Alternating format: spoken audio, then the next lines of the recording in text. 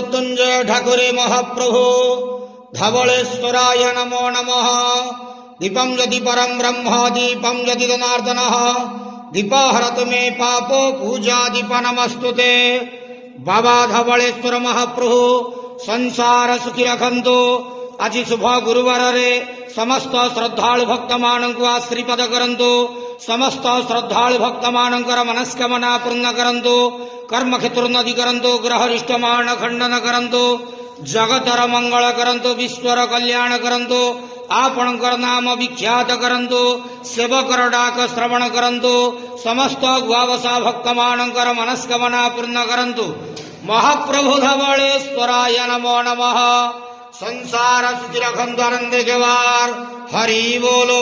आज शुभ गुरुवार रे समस्त श्रद्धालु भक्त मानक आश्रीपद करंतु आनंद केवार हरि बोलो।